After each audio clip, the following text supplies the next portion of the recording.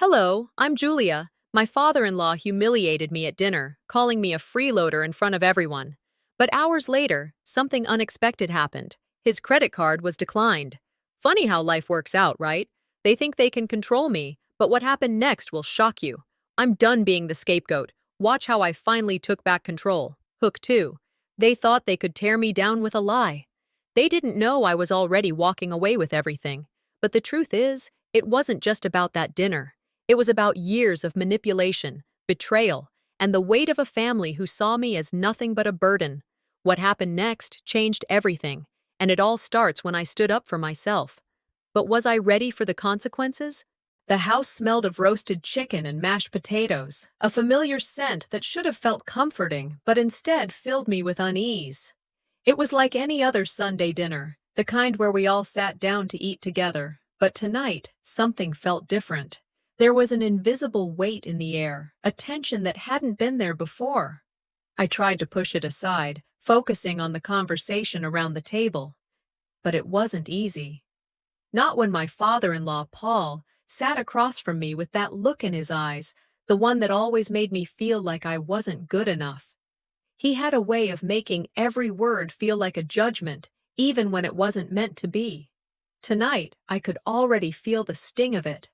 I had been quiet all evening, letting everyone else talk, just hoping that I wouldn't say something wrong. Julia, I really don't understand how you're living your life, Paul said suddenly, breaking the silence that had fallen over the table. His voice wasn't loud, but it carried through the room like a slap. You're a freeloader. You've been living off your husband's paycheck for years now, and it's about time you did something for yourself. I could feel the heat rush to my face, my heart skipping a beat. He said it so casually, like it was just another fact of life, not a sharp comment meant to cut. The words lingered in the air, and I could feel my family's eyes on me, waiting for my response. I clenched my jaw, trying to keep my composure. I wasn't going to let him get to me, not tonight. But the humiliation sat like a rock in my stomach. I wanted to say something, anything, to defend myself, but I knew it wouldn't change anything. Not with him. Not with this family. Instead, I stared down at my plate, pretending to focus on the food in front of me, trying to hide the sting of his words. The laughter around the table continued, but it felt muffled, like I was underwater, struggling to hear. I thought about the years I'd spent trying to fit in, trying to be a part of this family, and how, no matter how hard I tried, I always felt like an outsider. Why couldn't they see what I did for them? Why couldn't they acknowledge the sacrifices I made, the quiet things I did to keep everything running? I took a deep breath, trying to steady myself. No, I wasn't going to let him see how much it hurt. Not tonight. I was better than that. But inside, the words burned, cutting deeper than I wanted to admit. The dinner continued, the conversation moving on without me. I pushed my food around my plate, feeling the weight of his comment lingering like smoke in the air. I could hear the soft clink of silverware, the quiet murmur of my sister-in-law talking about her new job, but it all felt distant, like I was watching it all unfold through a window. I had been quiet for too long. I'd let him say what he wanted, let him make me feel small, but tonight, something inside me was starting to shift. The question lingered at the back of my mind. How much longer would I let him, or anyone, treat me like this? After dinner, I stood up to help clear the table, hoping to escape the suffocating silence that followed Paul's words. As I walked toward the kitchen, I caught sight of Paul trying to swipe his credit card to pay for the meal. His face turned red, and the waiter's voice rose above the din of the restaurant. Sorry, sir, your card was declined. I froze in my tracks. The whole room fell silent. For a split second, I thought I might have imagined it.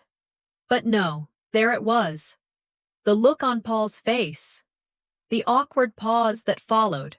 His credit card, the one he used to control everything, had failed him in front of everyone. It was almost poetic. I could feel a strange mixture of relief and discomfort settle in my chest. It wasn't that I wanted him to fail. I didn't. But there was something satisfying about seeing him, the one who had always made me feel like I was nothing, experience the smallest bit of humiliation. I had never expected something as simple as a credit card decline to feel like a victory, but in that moment, it did. I didn't say anything. I didn't need to. The silence that followed spoke volumes. No one made a comment, but I could feel the shift in the room. Paul, the man who had always been the unquestioned authority, had been knocked down a peg. But then I felt a twinge of guilt. It wasn't right to take pleasure in someone else's discomfort, even if that someone had treated me so poorly for years. I couldn't help the complicated emotions that flooded through me. It wasn't justice. It wasn't revenge. It was just relief. I grabbed my coat and left without saying goodbye. The cold air outside hit me like a slap in the face, but it was a welcome sting. I got in my car and drove in silence, the only sound the hum of the engine. As I drove home, I couldn't stop thinking about everything that had happened. His words still echoed in my mind. "You're a freeloader." I could feel the weight of them pressing down on me, making it harder to breathe. But it wasn't just the words that hurt. It was the realization that, despite everything I had done, despite all the effort I had put into being a part of this family, I would always be the outsider, the one they never fully saw. The anger started to build in me, but I pushed it down. I couldn't let it control me. I wasn't going to let him or anyone else make me feel like I was less than what I was. By the time I pulled into my driveway, something inside me had shifted. I wasn't going to keep letting him walk all over me. I wasn't going to stay silent anymore. Maybe it was time to stand up for myself. Maybe it was time to stop letting their words define me. I woke up the next morning with the weight of last night still pressing on me. The cool morning light filtered through the blinds, casting lines across the room, but no matter how much I tried to focus on the day ahead, my mind kept drifting back to the dinner. The words my father-in-law had thrown at me, so casually, like they were just another fact of life, echoed in my head. "You're a freeloader." It had hurt more than I expected it to. I stood up, trying to shake off the discomfort. I moved through my morning routine mechanically, brushing my teeth, making coffee, but the tension lingered, curling around me like a thick fog. I couldn't escape it. I wanted to move on, but there was something about that dinner, that moment when his words sliced through me, that wouldn't let me go. Sitting at the kitchen counter with my coffee, I replayed the scene in my mind. The casualness of his insult, the way he'd said it as though it was nothing more than an observation, had made it worse. And it wasn't just about the words themselves. It was about the way they made me feel like I was invisible, like nothing I did was ever enough, like I was just the background noise in their family, always there but never truly seen. But then I started to think, maybe that was the problem. Maybe I'd been letting them see me like that, letting them push me aside, letting myself get swallowed up by their judgments. Maybe it wasn't their fault that I felt overlooked. It was mine. I'd been silent, passive, waiting for them to acknowledge me, to see me for who I really was. But what had it gotten me? More of the same, more of their dismissive glances, their dismissive comments. I put my mug down, suddenly feeling the anger simmer beneath the surface. I had been silent for so long, thinking that staying quiet would make things easier, that it would make me less of a target. But last night had shown me that silence only made me smaller. It only gave them more room to walk all over me, and I was tired of it. Just as I was lost in thought, my phone rang. It was Karen, my sister-in-law. I hesitated for a moment before answering. I didn't want to talk about last night, didn't want to revisit the pain of it, but I knew I had to. "Hey, Julia, are you okay?" Karen's voice came through the line, soft and concerned. "We were all talking after you left last night, and, well, everyone feels sorry for you." I frowned, my grip tightening on the phone. She didn't say it outright, but I could hear it. She was talking about my father-in-law's comment. It wasn't just about his words anymore. It was about the way they all saw me. They pitied me. They didn't see me as an equal, as someone who deserved respect. They saw me as someone to be looked down on. I fought to keep my voice steady. "I'm fine," I said, trying to sound casual, like it didn't bother me, but it did, more than she probably knew. "Don't worry about it. It's just family stuff." But Karen wasn't buying it. "You don't have to pretend with me, Julia. We all know how things go with Paul, but you don't deserve that. You're a good person. You know that, right?" Her words felt like salt in a wound, but at the same time, they were a reminder of something I had already realized. Everyone felt sorry for me. They saw me as the victim, the quiet one who couldn't stand up for herself, the one who was too weak to fight back. I swallowed hard, the anger building again. "Thanks for saying that, Karen. But I don't need their pity. I'm not some poor soul who needs saving. I can handle myself." My words came out sharper than I intended, but I didn't care. She didn't know the full extent of it, but I wasn't going to be anyone's charity case anymore. The call ended soon after, but I sat there, the weight of her words still hanging in the air. My mind raced. I had been playing this role, this silent, invisible person for so long. I had allowed myself to be overlooked, to be seen through the lens of their pity, but not anymore. I wasn't going to let them continue to define me. The thought settled inside me like a burning ember, a quiet determination starting to build in my chest. I was done with being the quiet one, the one who just let things happen to her. It was time for me to change the narrative. I wasn't going to sit back and let them continue to see me as weak. I thought back to the dinner, to my father-in-law's words, and something inside me clicked. The silence that had followed the comment. That's when I decided. I wasn't going to stay quiet anymore. I was going to show them that I wasn't just the person they thought I was. I was more than their assumptions, more than their judgments. It was time to take control of my own story. I sat down at my kitchen table, the room around me feeling suddenly smaller, the weight of my decision pressing on my shoulders. I wasn't sure what the next step would be, but I knew it had to be mine. I had been letting them dictate my life for too long, letting their words shape who I was. But no more.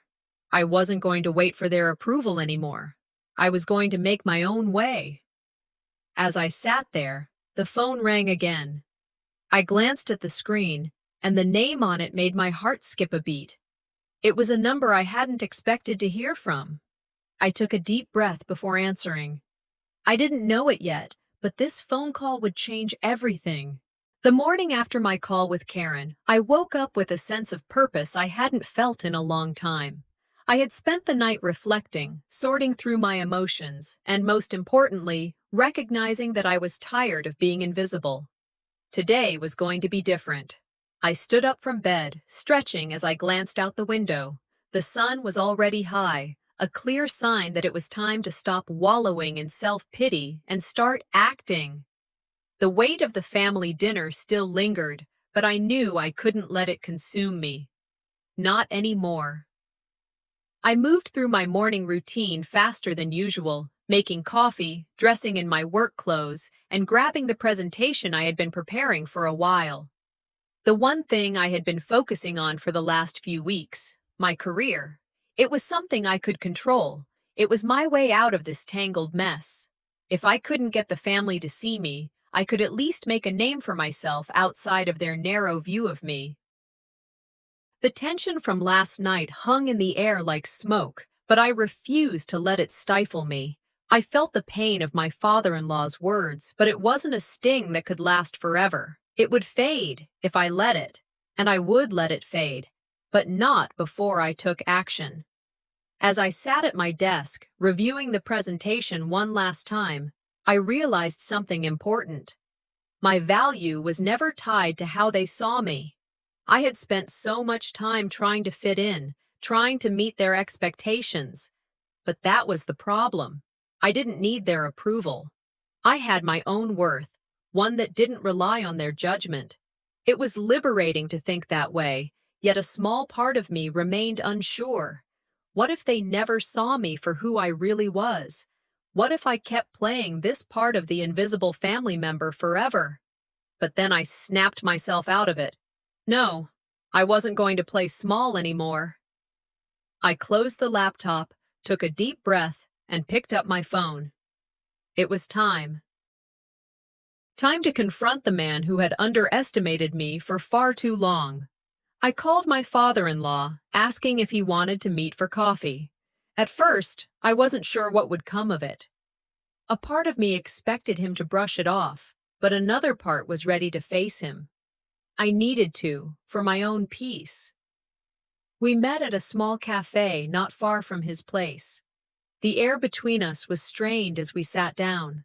I had no intention of going in guns blazing, but I knew this conversation needed to happen. "So," he said, his eyes scanning the menu more than he was looking at me. "How have you been, Julia?" I could hear the distance in his voice, the pretense of politeness. He was nervous. Good, he should be. "I've been all right," I said, keeping my tone even. "But I think we need to talk about what happened at the dinner." His eyes flickered, but he quickly masked it with a smile. "What do you mean? It was just a misunderstanding, I'm sure." "No, it wasn't," I said, my voice steady but firm. "What you said, it wasn't just a slip-up. You meant it." He shifted uncomfortably in his chair, trying to find the right words, but there was no apology in sight. "I was just speaking my mind. You've been living with us for so long, and it's just a bit too much sometimes. You need to pull your weight." The anger inside me started to bubble, but I kept my calm.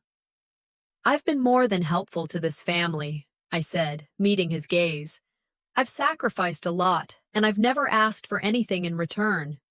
"Well, maybe you should do more," he said, dismissing my words with a wave of his hand. "You're always here, but never really contributing." I couldn't believe what I was hearing. He was still making excuses, still acting like my presence was a burden. This wasn't a conversation anymore. This was a one-sided attack. And for once, I wasn't going to back down. "I've spent my whole life trying to please you," I said, my voice low but sharp. "But I've had enough. You've seen me as weak for too long. That ends tonight." His face turned red, but instead of retreating, I stood my ground. I wouldn't let him get away with this anymore. The conversation didn't last much longer after that. He tried to dismiss me, but I was done. I was done being his scapegoat, done being the invisible one. I paid for my coffee, stood up, and walked out of the cafe without a second glance. As I drove back home, my mind was racing. The anger I had felt earlier had evolved into something more powerful. Determination. Clarity. I was done being the family's punching bag, done being ignored and belittled.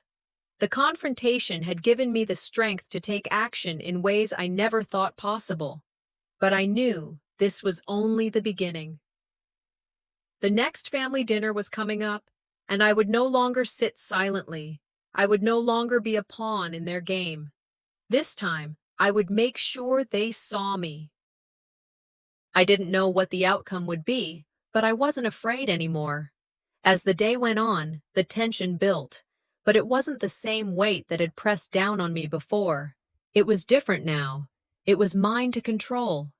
The dinner was coming, and I was ready. The morning after, everything seemed like a blur. I woke up to the usual quiet of my apartment, but it felt different today, heavier somehow.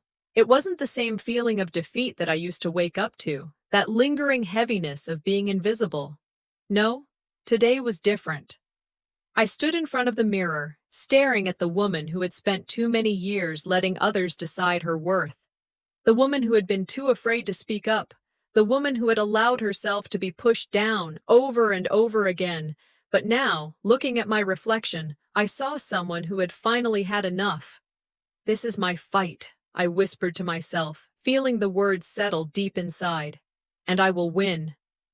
The confidence wasn't instantaneous, but it was growing, slowly. It was almost like a new armor was wrapping around me, one I could use to shield myself from the hurtful things people like my father-in-law like to throw my way. But I couldn't ignore the lingering doubt, the fear that maybe standing up for myself would only create more conflict. What if it made things worse? I looked over at the family photo hanging on the wall. There we were.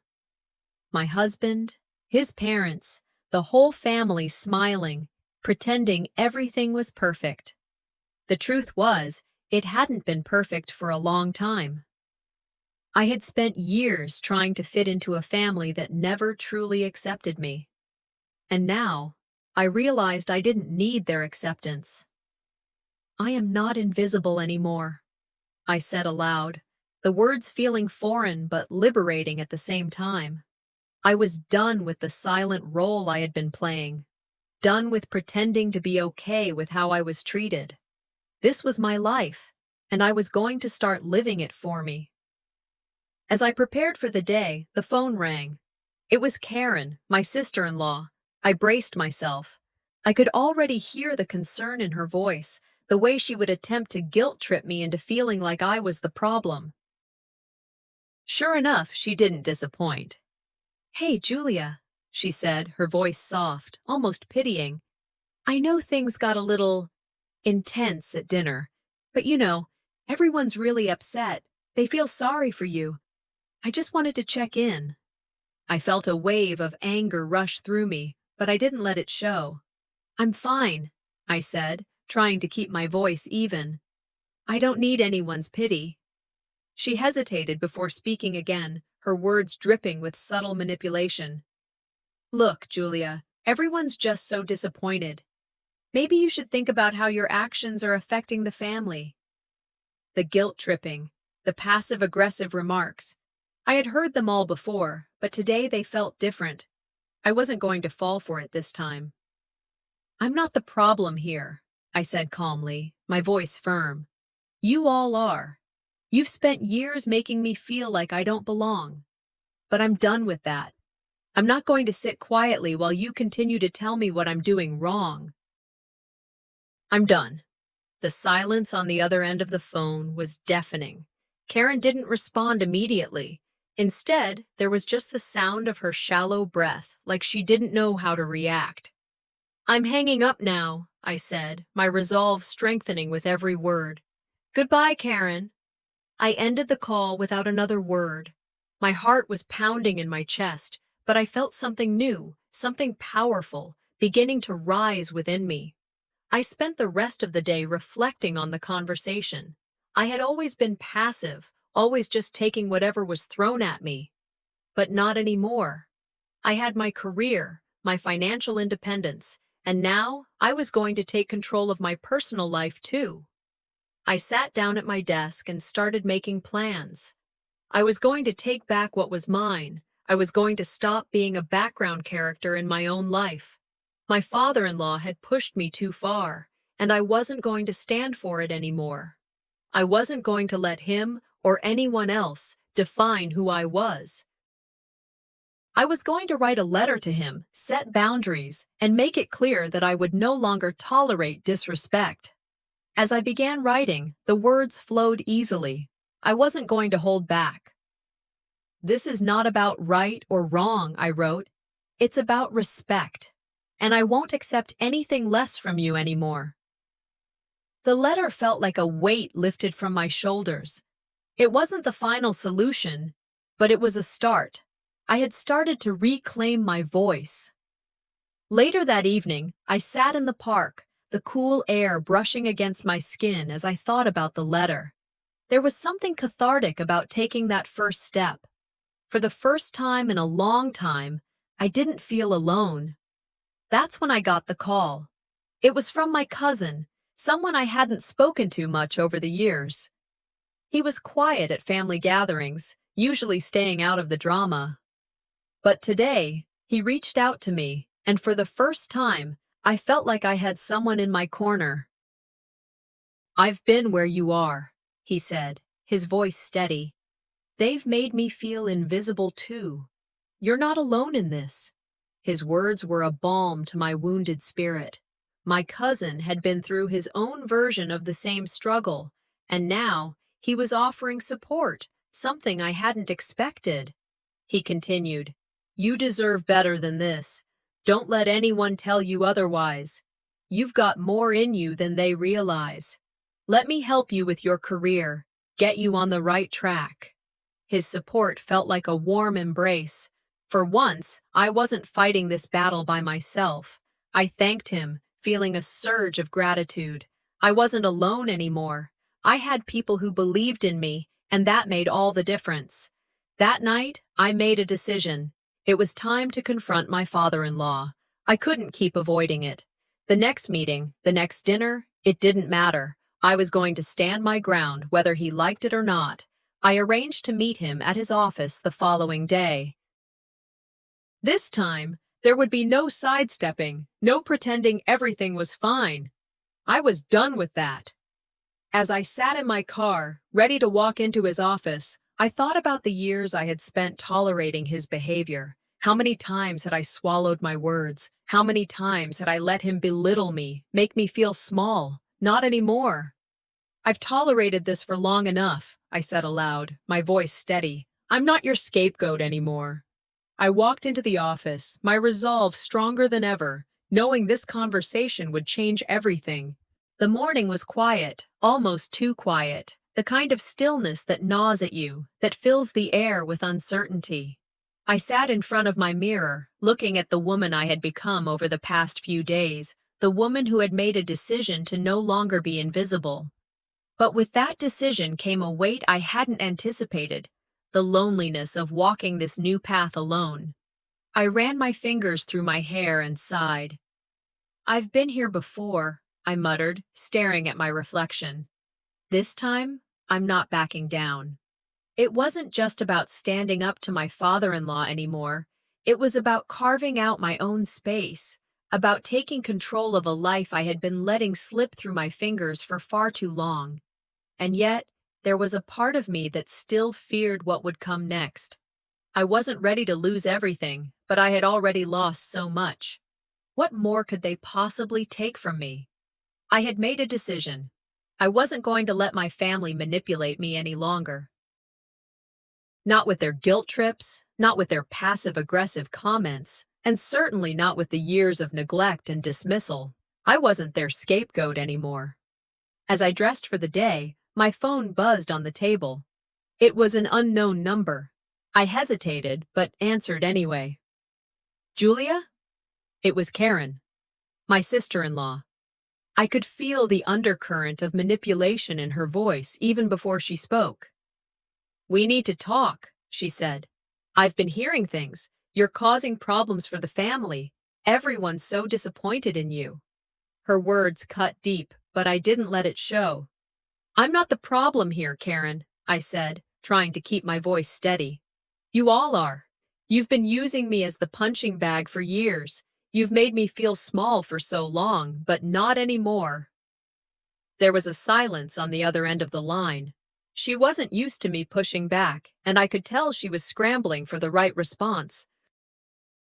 "You don't understand how much your actions have hurt the family," she tried again, but this time her words fell flat. "I understand perfectly," I said, my tone calm but firm. "And I'm done being the one who's always wrong. I'm not the problem. You all are. And if you can't see that, then maybe it's time I stop pretending like I care about your opinion." I hung up before she could respond.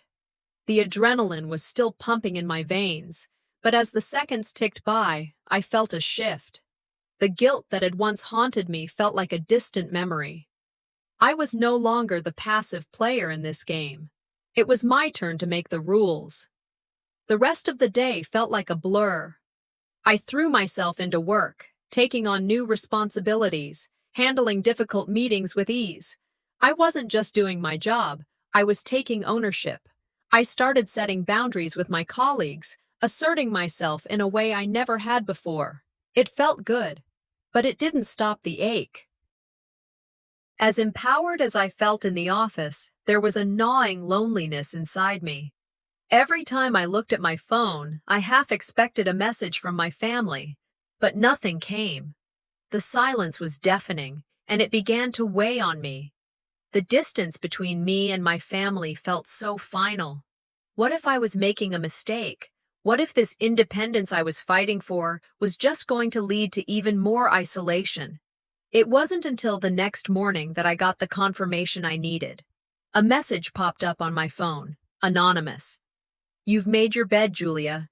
You really think you can just cut ties and still be part of the family? You're making things worse, and you'll regret this."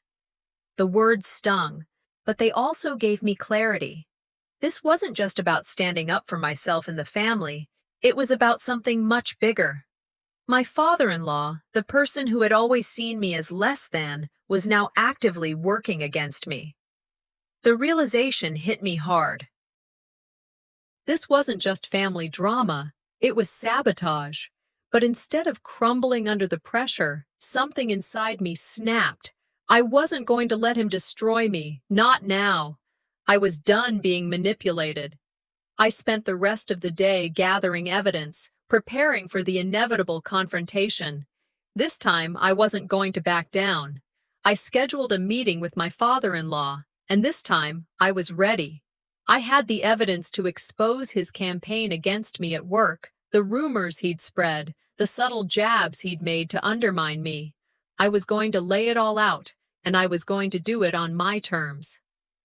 That evening, I sat at my desk, writing in my journal. This isn't about them anymore. It's about me. This is my life, and I'm taking it back. I was no longer afraid. The fear I had felt before, the hesitation, was replaced by something stronger, resolve. I knew what I had to do, and I wasn't going to apologize for it.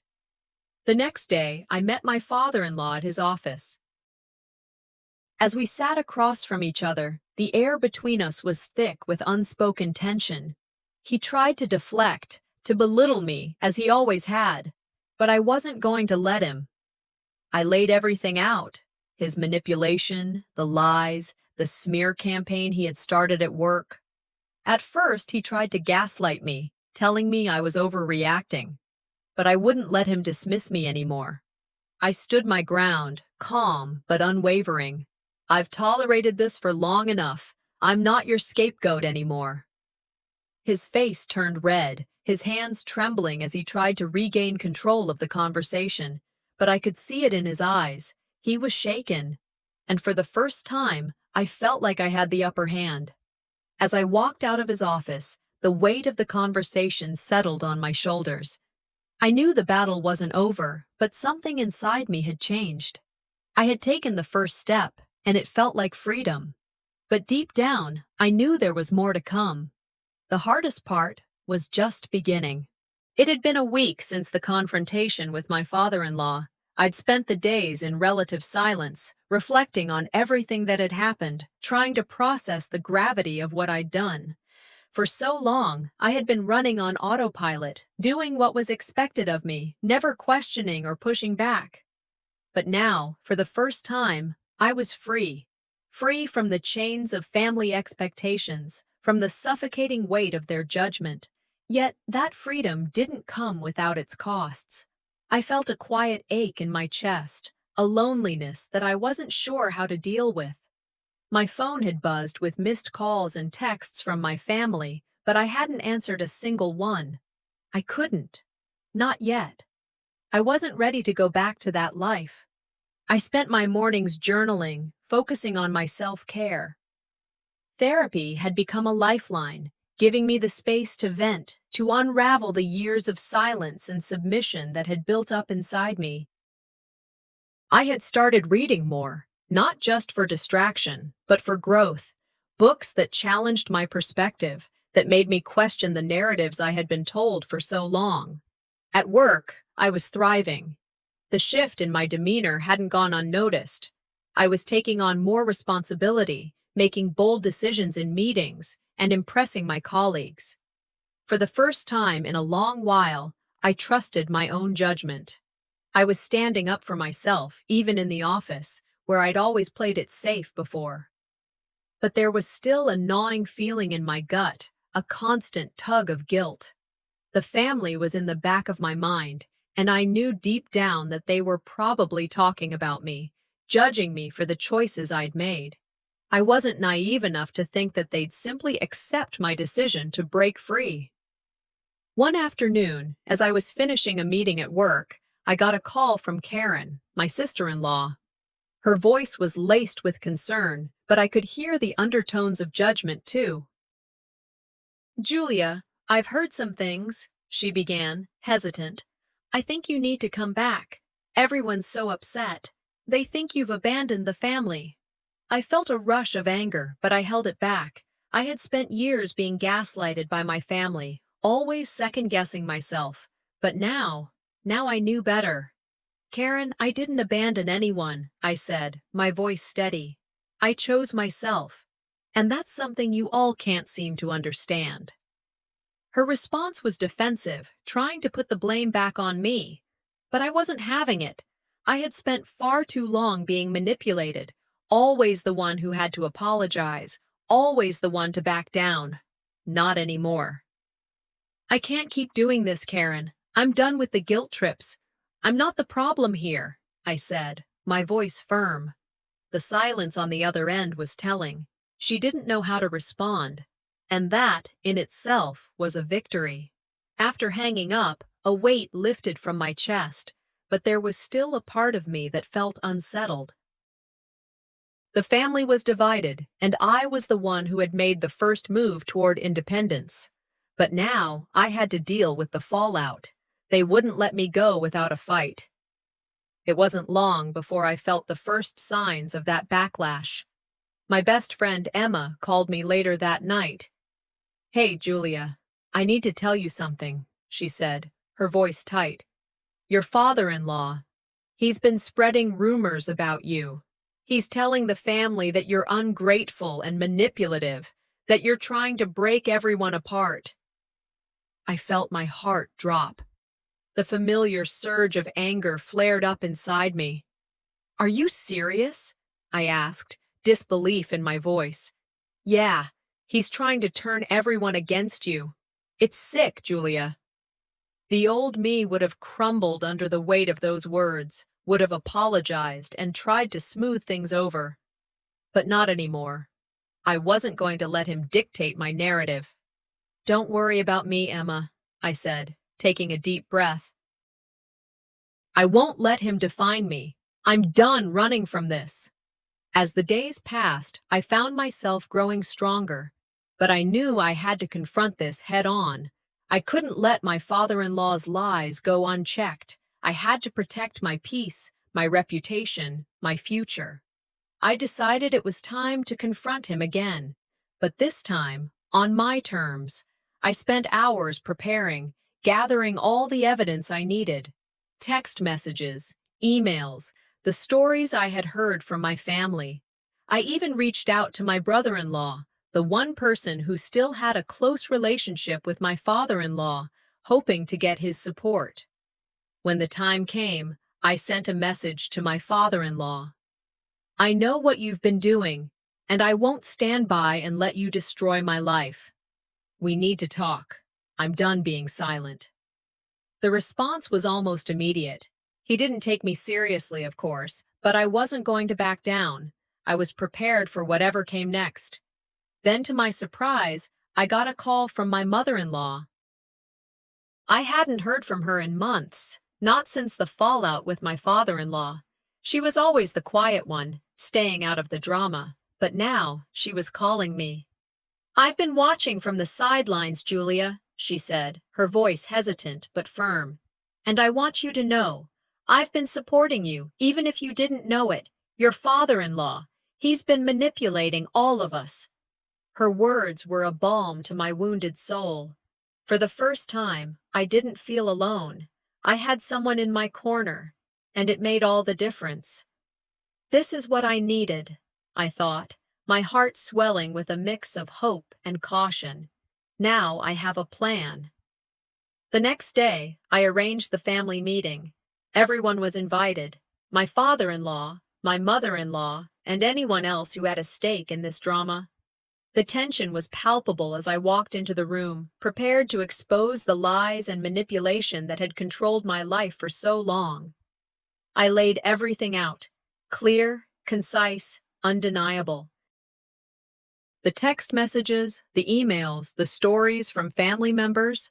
I spoke calmly, firmly, refusing to let him derail the conversation. He tried to deflect, to gaslight me, but I wouldn't let him. This was my moment, and I wasn't going to back down. "I'm done being controlled," I said, my voice steady, unwavering. "If you can't respect me, then this is the last time you'll see me." The room went silent. My father-in-law stormed out, leaving the rest of the family in an awkward, stunned silence. I stood there, breathing deeply, feeling a strange sense of victory. I had taken control of the narrative. But as I walked away, I couldn't shake the feeling that this was just the beginning. The weeks following the family confrontation had been a whirlwind of mixed emotions. I was standing at a crossroads, and the weight of the decision before me felt unbearable. In the quiet of my apartment, I reflected on everything that had led me to this point. I had always been the quiet one in the family, the one who followed the rules, avoided conflict, but I wasn't that person anymore. I had made my stand, and now the consequences were closing in. I couldn't deny it. Things weren't going to improve unless I took one last step. In those moments of solitude, I found myself wrestling with the decision to cut ties completely or find a way to make peace on my terms. The pressure from both sides was suffocating. My closest friends offered conflicting advice. Some said I should cut them off for good, reclaim my peace. Others suggested that I might be able to heal the wounds if I tried harder to make amends, but none of them understood the complexity of what I was dealing with. And I couldn't help but feel a deep sense of guilt creeping in. The family I had loved for so long, were they really gone? Could I truly walk away from them? But then, a quiet voice inside reminded me that the old me had already walked away. This was the new me, the one who wasn't afraid to be alone if it meant keeping my dignity, the one who refused to let others dictate how I lived my life. I stood in front of the mirror, staring at my reflection. I have to decide. Do I let this go, or do I finally take control of my life? I whispered to myself. It felt like the turning point of a lifetime. It wasn't long before the family tried to pull me back in. A family gathering, some anniversary celebration or other, was on the horizon, and I had been invited. I knew this would be the ultimate test. If I went, the tension would be suffocating. But I also knew that if I stayed away, I would be allowing them to keep me in the dark, out of sight, out of mind. So, I went. The moment I entered, I could feel it. The stares, the whispering, the judgment hanging thick in the air. My father-in-law wasted no time. As soon as I walked into the room, he made a remark loud enough for everyone to hear. "Well, look who decided to show up. Guess the freeloader couldn't stay away for too long." The old me would have shrunk in shame. I would have retreated, quietly enduring the insults, but not this time. I stood tall, every inch of me rejecting his words. I felt my pulse quicken, but not from fear. This was defiance. This was power. I met his eyes. "You want to make me feel small? I've been there, done that," I thought, "but I'm still standing." It was a quiet victory, but it meant the world. My heart was pounding in my chest, but I didn't break. Later in the evening, as the gathering went on, the tension escalated. My father-in-law had clearly been spreading lies about me, trying to turn the rest of the family against me, but I was done with it. The time had come to face him, again. But this time, it wouldn't be in anger. I would show him the power of the truth. I pulled him aside, away from the crowd. The atmosphere between us was electric, thick with years of resentment and hidden animosity. He had always thought he could control me, bend me to his will, but not anymore. Let's get something clear, I said calmly, my voice unwavering. I know what you've been saying about me. I know how you've tried to manipulate the family, and I'm not standing for it anymore. He scoffed, dismissing my words with a wave. You're making too much of this, he said, his voice dripping with arrogance. But I wasn't buying it. I took a breath, then laid out the truth. The lies he'd been telling, the manipulation behind the scenes, it all came out. I exposed it for what it was. His facade cracked as I spoke, and the anger in his eyes told me everything I needed to know. He could no longer gaslight me into submission. You've controlled this family for too long, but it ends now, I declared, my voice strong, finally breaking free of the chains he'd tried to bind me with for so many years. His face twisted in anger, but I wasn't afraid anymore. Not of him, not of anyone. I had made my peace with who I was, and it wasn't about pleasing them anymore. I'm done being your scapegoat, I said, meeting his gaze one last time. If you can't respect me, I'll walk away, and I won't look back. The room went silent, and for the first time, I felt the weight of years of manipulation lift off my shoulders. Then, just when I thought it was over, the unexpected happened. My mother-in-law, the one who had remained silent all these years, stepped forward. I've known about all of this, she said, her voice trembling. I've seen how he's manipulated everything. I've been too afraid to speak up, but I can't stand by and watch you suffer anymore. I stood frozen for a moment, shocked by her words. She apologized for not supporting me sooner, for not standing up to him. I didn't know what to feel. I wanted to believe her, but after all the years of silence, could I trust her? I'm sorry, she said again, her eyes sincere. I'll back you now. I promise. I nodded, grateful but cautious. Her words gave me a sense of validation, but I knew better than to let my guard down completely. It had taken too long for anyone to stand by me. After the confrontation, I walked away from the gathering with my head high. The emotional toll of everything weighed on me, but there was a sense of finality. I had done what needed to be done, and now the rest of the family had to choose. Would they follow my lead, or would they remain under the control of my father-in-law? As I walked away from the house, I thought to myself, the hardest part is over, but what comes next? The road ahead was uncertain, but one thing was clear. I no longer feared what might come next. The real fight had only just begun. The air in the room felt thick, as if the walls themselves were pressing down on me. I had spent weeks preparing for this moment, reflecting on everything that had led me here, and now it was time. The decision was final. There was no going back, no more second-guessing. This confrontation would define everything. The pain, the years of silence, the secrets. I was ready to face it all. I stood by the window in my apartment, looking out at the world I once felt a part of. The quiet that had settled in my life was comforting, but I knew it couldn't last. Not with the final showdown ahead. My father-in-law, the source of so much of my turmoil, had pushed me to the brink. He thought he could control me forever, but today I was going to prove him wrong. I wasn't just confronting him. I was confronting everything he had done to me, to my family, and to my own soul. This is it. I'm done apologizing for living my truth, I whispered, barely audible even to myself. But it was the truth I had to embrace. The strength had been inside me all along. It was time to let it out. The family gathering was at my father-in-law's house, a large, cold place that had always been more about appearances than connection.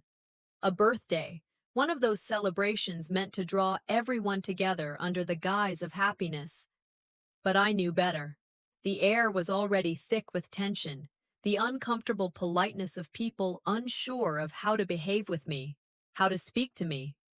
Some were trying to act like everything was fine, while others were clearly avoiding eye contact, pretending that the recent fallout hadn't happened. I walked into the house, my steps deliberate, my back straight. They couldn't break me today. Not now. As expected, my father-in-law was the first to make his move. He couldn't help himself. So, the little runaway comes back to play the hero? His voice dripped with sarcasm, loud enough for everyone to hear. I'm sure we've all missed her drama. I wasn't surprised, but I was ready. My heart pounded in my chest, but I stood still. I felt the heat rising in my face, but I controlled it. I had already given him so much power over me, and I wouldn't let him take another inch. You think you can still make me feel small? I thought. I've heard worse, and I'm still here. The words didn't come out immediately. Instead, I took a deep breath and met his gaze, letting the silence speak for itself. He could throw whatever insults he wanted, but I wasn't going to be his victim anymore. As the night wore on, the remarks continued, each one trying to chip away at my resolve, but I held firm. When my father-in-law cornered me later, his face twisted in frustration. I knew it was time to finally speak the truth. Let's get something straight, I said, my voice steady but loud enough to carry. The things you've said, the lies you've spread about me and my choices, they end now. I've tolerated enough, but no more. He scoffed, attempting to belittle me, but I didn't flinch. You're not going to win this time, I told him. You've manipulated everyone for far too long, but I'm done letting you control the narrative. His face reddened, and he started with his usual tactics, dismissing me, calling me overly emotional, accusing me of being dramatic. But I was prepared. This time, I wasn't backing down. I'm done letting you dictate my life, I said, cutting him off. You can't control me anymore. A tense silence followed my words. The family watched, some uncertain, some uncomfortable, but all silent. I could feel their judgment, but I didn't care. This wasn't about them. This was about me. But just as I thought the confrontation was over, something unexpected happened. My mother-in-law, who had stayed silent for so long, stepped forward. Her voice cracked slightly as she spoke. I've known about the manipulation, she confessed. I've seen how he's twisted everything, but I was too scared to speak out. I stared at her, unsure how to react. Was this genuine? Could I trust her after all this time? But something in her eyes made me hesitate. She wasn't just apologizing for herself. She was apologizing for not standing up for me sooner. I'm sorry for not being there for you, she said quietly. I'll support you now, whatever you need. I didn't know what to say. A part of me wanted to believe her, but another part held back, skeptical of her sudden change of heart. Was it too late? Could I really trust someone who had remained silent all these years? Maybe there's a chance for healing, I thought, my mind torn between doubt and gratitude. But even as I considered her words, I knew I couldn't allow myself to be naive. I had been hurt before, and I wouldn't let that happen again. The confrontation took its toll, but I knew it was necessary. I had laid my truth bare, exposed the lies, and taken back control. As I walked away from the gathering, I felt a weight lift from my shoulders, but there was still an emptiness inside. The future was uncertain, and while I had regained my power, the price of doing so had been steep. The past is behind me, I told myself. The future is mine to create. But as I stood there, at the crossroads of my life, I couldn't help but wonder what the future held. Could I ever truly move past all the pain, or would the scars of the past continue to haunt me? What's next? I whispered to myself. I'm ready for whatever comes. The calm after the storm was almost unnerving. It had been a few weeks since the final confrontation, and the weight of it all was starting to settle into the corners of my mind. My emotions were raw, but in a way I hadn't expected. There was peace now. For the first time in years, I could breathe without the constant pressure of being someone I wasn't. The fight I had fought felt like a distant memory, but the echoes of it were still fresh. Yet the worst was behind me. The truth had been spoken. There was no turning back now. Sitting on my couch, I let the silence wrap around me. The family dynamic had shifted in ways I couldn't have imagined. Some had distanced themselves, while others seemed to acknowledge the changes, processing the truth I'd exposed in my own way. I knew things would never be the same. Maybe they were never meant to be. But I had said what I needed to say, and now it was time for me to let it go. The fight is over, I whispered to myself.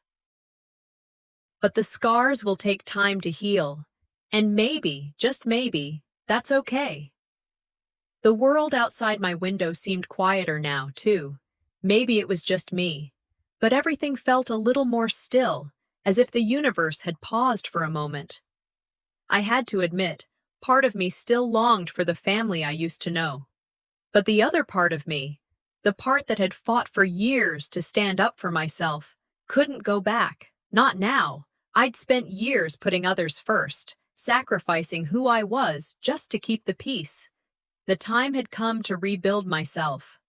I wasn't quite sure where to start, but I knew I had to. I began surrounding myself with the people who truly saw me. My friends, the ones who had supported me from the start, were now the anchors I could trust. I dove into work, into personal development, into the things that made me feel like I was reclaiming parts of myself I had forgotten. It wasn't easy. There were days I still felt the weight of old wounds, and there were times when grief snuck up on me unexpectedly. But each day, I could feel myself growing stronger, more grounded. I looked in the mirror one evening, unsure of the reflection that stared back. Who was this woman who had the courage to speak her truth, to walk away from a family that had never truly embraced her for who she was?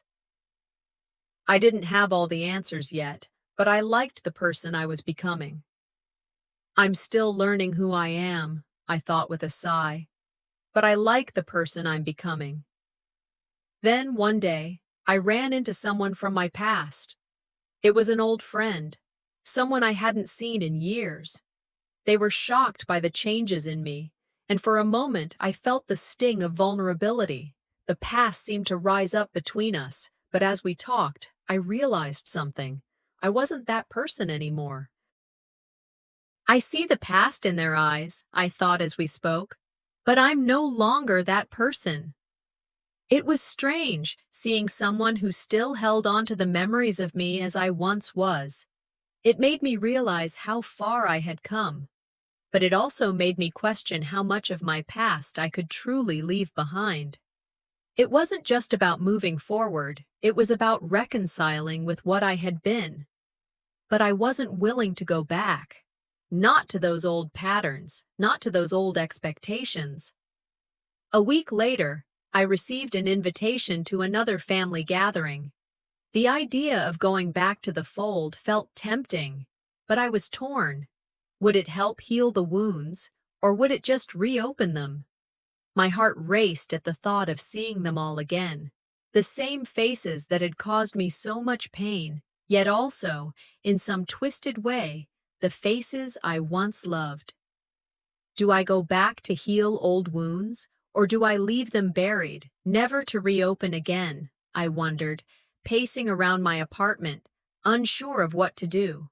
I knew what I had to do. I was no longer that person who let fear decide for her. I had spent years walking on eggshells, trying to please everyone else. It was time to take control, even if it meant walking into the lion's den. I walked into the family event with my head held high.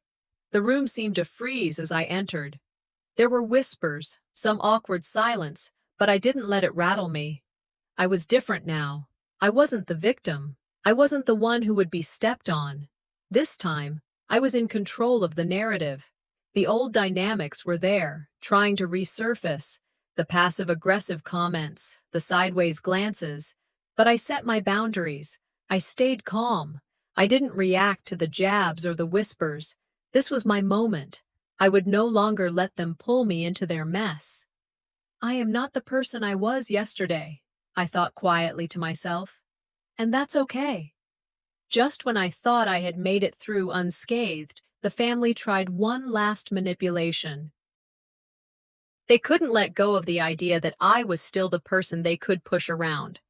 My father-in-law, always the manipulator, tried to pull me back into his web of control. For a moment, it felt like I was slipping, but then something shifted inside of me. The years of emotional work, the battles I'd fought to reclaim my peace, came rushing back. I didn't have to give in. I didn't have to let him have the last word. I held my ground. I don't need your validation, I thought as I walked away from the scene. I'm enough just as I am. There was a calm, a strength that I had never felt before. I had finally learned how to protect myself, how to stand firm in my truth, and how to walk away from what no longer served me. There was no more guilt, no more shame. The past was behind me. The future was mine to create. As I walked away from the event, I felt the weight of everything I had endured lift just a little more. I was no longer trapped in the patterns of my past. What's next? I asked myself. I'm ready for whatever comes.